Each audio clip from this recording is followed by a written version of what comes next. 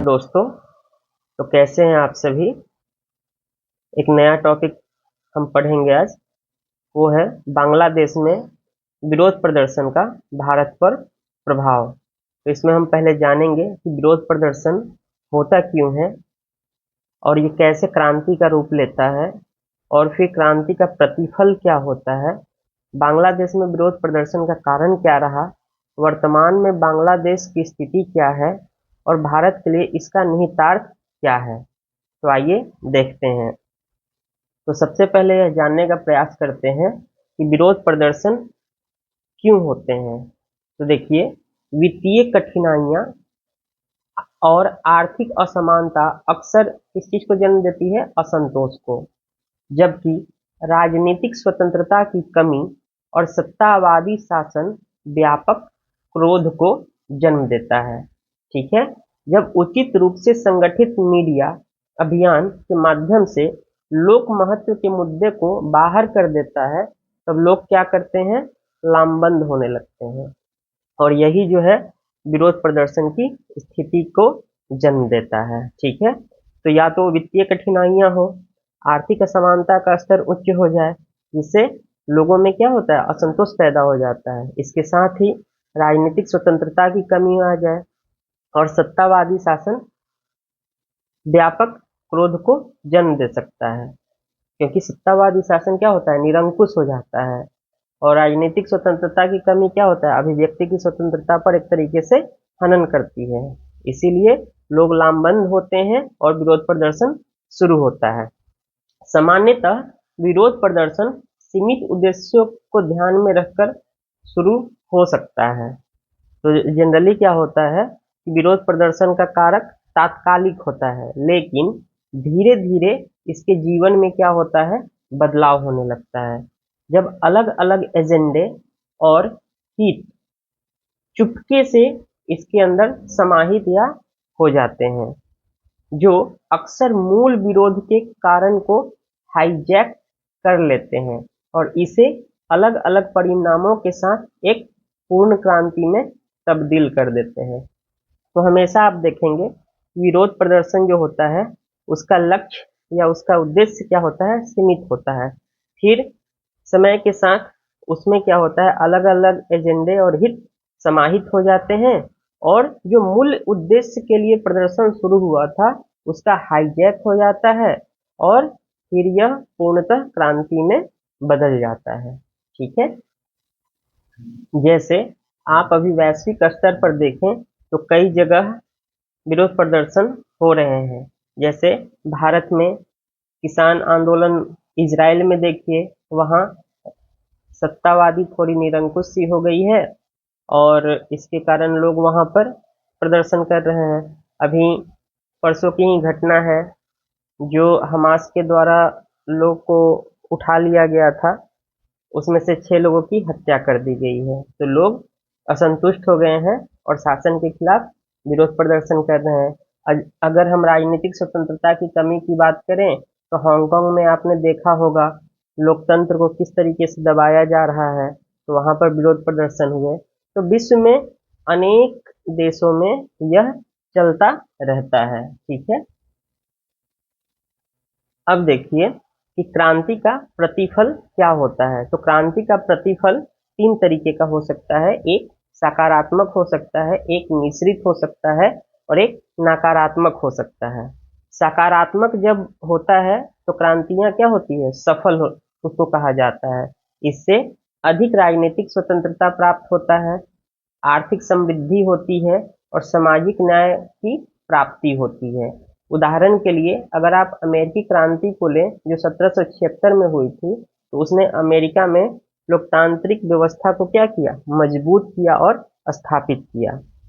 मिश्रित प्रतिफल के बारे में समझें तो फ्रांसीसी क्रांति जो 1789 में राजशाही के खिलाफ हुई थी और राजशाही को उखाड़ फेंका गया, फिर गणतंत्र की स्थापना की गई, लेकिन इसके परिणाम स्वरूप क्या हुआ, आतंक का शासन हुआ और अंततः नेपोलियन बोनापार्ट का उदय हुआ। ठीक है, तो ये मिश्रित प्रतिफल हुआ। इसी तरीके को आप देख सकते हैं जॉर्जिया तथा क्रांति, ठीक उसी तरीके से यूक्रेन में 2004 में, किर्गिस्तान में 2005 में, और इन सभी जगह राजनीतिक परिवर्तन हुए और लोकतांत्रिक लाभ हासिल किया गया, लेकिन निरंतर वहां सुधार और स्थिरता दिखाई पड़ती है। बेसिकली मिश्रित प्रतिफल दीर्घकालिक सफलता को दर्शाता है कि लंबे समय में वहां बदलाव दिखाई पड़ता है। ठीक है,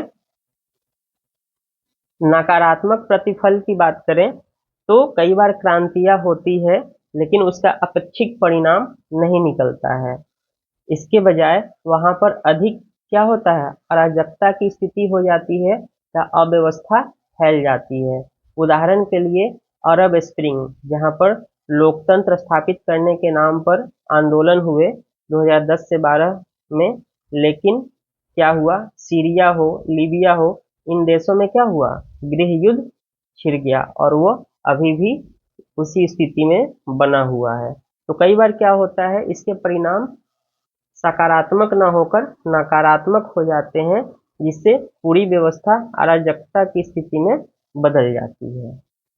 अब देखते हैं कि बांग्लादेश की जो क्रांति हुई है, अभी विरोध प्रदर्शन हुआ है जिसने क्रांति का रूप लिया, वहां क्या कारण रहे। तो 5 अगस्त को बांग्लादेश के छात्रों के नेतृत्व में हुआ विरोध प्रदर्शन से लोकतांत्रिक रूप से चुनी गई नेता शेख हसीना को सत्ता से बाहर होना पड़ा। ठीक है, उन्हें प्रधानमंत्री पद को त्याग करना पड़ा और अपने देश को भी छोड़ना पड़ा। और यह घटना कब की हुई, 5 अगस्त की। और ये विरोध प्रदर्शन कब से चल रहा था, जुलाई से यह शुरू हुआ था। वैसे तो देखिएगा तो उससे पहले से ही शुरू था और 2022 से ही ये चलता आ रहा है। विद्रोह और इसके पूर्ण क्रांति में बदलने के कई कारण रहे। पहला कि बांग्लादेश में युवाओं के बीच उच्च बेरोजगारी दर है। क्या है, उच्च बेरोजगारी दर। इसके कारण सरकारी नौकरियों के लिए विवादास्पद कोटा प्रणाली की बहाली, जो स्वतंत्रता सेनानियों के वंशजों के लिए बहुत ज्यादा फायदेमंद थी, विरोध प्रदर्शनों का एक प्रमुख कारण बना।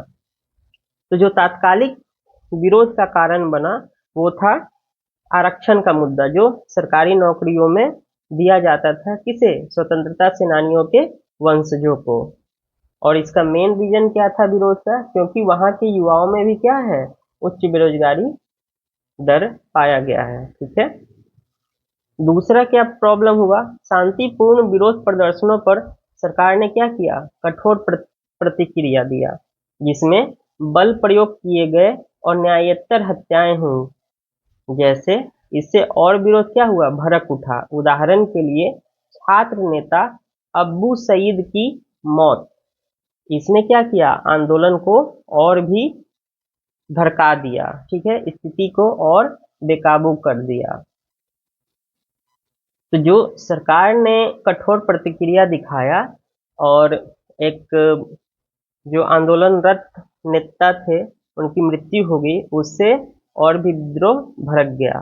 ठीक है, तीसरा, सरकार और प्रदर्शनकारियों के बीच सार्थक संवाद का क्या रहा, अभाव रहा, जिससे क्या हो सकता था, रचनात्मक सहभागिता और सुधार के माध्यम से छात्रों की चिंताओं को संबोधित किया जा सकता था और उनके तनाव को कम किया जा सकता था, लेकिन सरकार ऐसा करने में असफल रही। दिसंबर 2022 में शुरू हुए विरोध प्रदर्शनों में कई सालों से चली आ रही समस्याओं को भी शामिल कर लिया। और वो मुख्यतः समस्याएं क्या दिखती हैं, व्यवस्थागत मुद्दे हैं, जैसे भ्रष्टाचार की समस्या है, पारदर्शिता की कमी है, आर्थिक असमानता जैसे व्यापक मुद्दे इसमें क्या हुए, शामिल हो गए। तो प्रदर्शन तो शुरू हुआ था आरक्षण के मुद्दे पर, लेकिन इसमें अन्य जो हित और एजेंडे थे वो शामिल हो गए और इसने एक क्रांति का रूप लिया, जिससे बंगाल की चुनी हुई सरकार को अपदस्थ कर दिया। ठीक है, एक ऐसी सरकार जिसे निरंकुश और जमीनी हकीकत से दूर देखा जा रहा था, ने इसमें आग में घी डालने का काम किया। ठीक है, तो ये सब समस्याएं थी जिसके कारण बांग्लादेश में छात्रों के द्वारा जो आंदोलन किया गया वो क्रांति का रूप ले लिया। तो किसी भी देश के लिए, किसी भी लोकतंत्र के लिए, किसी भी देश के लिए ये भविष्य की सबक है कि क्रांति के तत्कालिक कारणों को बेहतर प्रशासन और संवाद के माध्यम से संबोधित किया जाना चाहिए। ठीक है, व्यवस्थागत मुद्दों को व्यापक सुधारों के द्वारा दूर किया जाना चाहिए। ठीक, तभी जो है विरोध प्रदर्शन को हम शांत कर सकते हैं, उसको क्रांति में बदलने से रोक सकते हैं। वर्तमान में बांग्लादेश की स्थिति क्या है? तो नोबेल पुरस्कार विजेता मोहम्मद यूनिस के नेतृत्व में एक अंतरिम सरकार की स्थापना की गई है और वरिष्ठ पदों पर छात्र नेताओं को भी जगह दिया गया है। यह सरकार देश को स्थिर करने और प्रदर्शनकारियों की मांगों को संबोधित करने की दिशा में काम कर रही है। छात्र प्रदर्शनकारी अपने आंदोलन को जारी रखने के लिए राजनीतिक परिवर्तन सुनिश्चित करने के लिए एक नई राजनीतिक पार्टी बनाने पर भी विचार कर रहे हैं।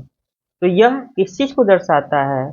यह बदलाव विरोध से सक्रिय राजनीतिक भागीदारी की ओर संक्रमण को दर्शा रहा है। ठीक है, क्या होगा कि युवा नेताओं की भागीदारी से नए दृष्टिकोण और लोकतांत्रिक मूल्यों के प्रति प्रतिबद्धता आती है। ठीक है, दूसरा, इस क्रांति ने अंतर्राष्ट्रीय ध्यान को आकर्षित किया है। वो क्या है कि बेरोजगारी और राजनीतिक सुधार की आवश्यकता जैसे मुद्दों पर प्रकाश डालना बहुत जरूरी है। तो वैश्विक स्तर पर जो है बेरोजगारी की समस्या जो है और जो व्यवस्थागत मुद्दे हैं उसमें सुधार करना अति आवश्यक है। ठीक है, भारत के लिए निहितार्थ। बांग्लादेश में छात्र क्रांति के भारत में कई निहितार्थ हैं। पहला, राजनीतिक और कूटनीतिक संबंध। भारत और बांग्लादेश द्विपक्षीय संबंधों में क्या हो गया? गिरावट आ गई है। जो पहले सर्वकालिक उच्च स्तर पर थे, 2009 से जब से शेख हसीना जी सरकार में थी तब से भारत और बांग्लादेश के बीच का संबंध स्वर्ण युग माना जा रहा था। वो सर्वकालिक उच्च स्तर पर बना हुआ था। भारत ने एक संतुलित दृष्टिकोण अपनाया है। अंतरिम सरकार के साथ बातचीत करते हुए अपने पुराने सहयोगियों के साथ भी संबंध नहीं छोड़ा है। भारत ने यह कहा कि बांग्लादेश में ये जो विरोध प्रदर्शन हुआ है उनका आंतरिक मामला है, लेकिन इसने हिंसा के बीच छात्रों सहित हजारों भारतीय नागरिकों की सुरक्षित वापसी की सुविधा भी प्रदान की है। ठीक है, क्योंकि बहुत सारे भारतीय वहां पर रहते हैं जिन्हें सुरक्षित निकाल लिया गया है। आर्थिक प्रभाव। विरोध प्रदर्शनों में भारत और बांग्लादेश के बीच व्यापार क्या हुआ है? बाधित हो गया है, जिससे व्यापारिक गतिविधियां प्रभावित हुई है। विशेष रूप से बांग्लादेश में कार्यरत भारतीय व्यापारियों और कंपनियों की गतिविधियां क्या हुई है? सर्वाधिक प्रभावित हुई है। सुरक्षा संबंधी चिंताएं। सबसे अधिक चिंता कहाँ की है? पूर्वोत्तर के राज्यों में। ऐसा न हो कि भारत को तीसरे मोर्चे के खतरे सहित किसी भी सीमा पार प्रभाव को रोकने के लिए स्थिति पर बारीकी से नजर बनाए रखना होगा, क्योंकि पूर्वोत्तर के राज्य में अस्थिरता उत्पन्न हो सकती है और तीसरा मोर्चा खुल सकता है। तीसरा मोर्चा से यहाँ मतलब है कि एक तो पाकिस्तान के साथ चल रहा है, दूसरा चीन के साथ चल रहा है और तीसरा अब यह नहीं हो कि बांग्लादेश के साथ भी ऐसी स्थिति बन जाए। इसलिए आवश्यकता क्या है कि भारत को सैन्य से सैन्य स्तर पर निरंतर जुड़ाव बनाए रखना होगा, खासकर यह देखते हुए कि बांग्लादेश की सेना एक स्थिर शक्ति साबित हुई है। मानवीय और सामाजिक प्रभाव क्या पड़ा है? हिंसा और अस्थिरता के कारण बांग्लादेश में भारतीय प्रवासियों की एक स्थिर धारा, विशेष रूप से चिकित्सा कार्यक्रम में नामांकित छात्र, कई छात्र वहां मेडिकल कॉलेजों में पढ़ाई करते हैं, वो भारत लौट रहे हैं। तो जैसा पहले देखा गया है, यूक्रेन में भी जब रूस ने आक्रमण किया, वहां से भी छात्रों को निकाला गया। सूडान में भी लोग फंसे थे, जहां गृह युद्ध फैल गया, तो वहां से भी भारतीय नागरिकों को निकाला गया। तो यह दर्शाता है कि सरकार की क्षमता क्या हुई है, बढ़ गई है। यह स्थिति विदेशों में भारतीय नागरिकों के लिए बेहतर सुरक्षा उपायों की आवश्यकता को भी उजागर करती है। तो निष्कर्ष क्या है कि बांग्लादेश में छात्र क्रांति मुख्य रूप से एक आंतरिक मामला है, लेकिन इसके प्रभाव भारत में भी महसूस किए जा रहे हैं। बांग्लादेश में भारत विरोधी भावना, जिसमें अंतरिम सरकार के सदस्यों द्वारा भारत बांग्लादेश के सभी समझौतों और संधियों की समीक्षा करने की मांग की गई है, यह एक चिंता का विषय हो सकता है और यह एक अच्छा संकेत नहीं है। इस स्थिति में भारत सरकार की ओर से सभी हितधारकों के साथ संचार के चैनल खुले रखते हुए संतुलित प्रतिक्रिया की आवश्यकता है। तो भारत के लिए यही सब निहितार्थ हैं। ठीक है, इस वीडियो को देखिए, आप समझने का प्रयास कीजिए। आने वाले एग्जाम जो मेंस होगा उसमें अवश्य इससे क्वेश्चन आएंगे। तो चैनल पर नए हो तो सब्सक्राइब करें, लाइक करें, शेयर करें और बेल आइकन को अवश्य बजाएं। धन्यवाद।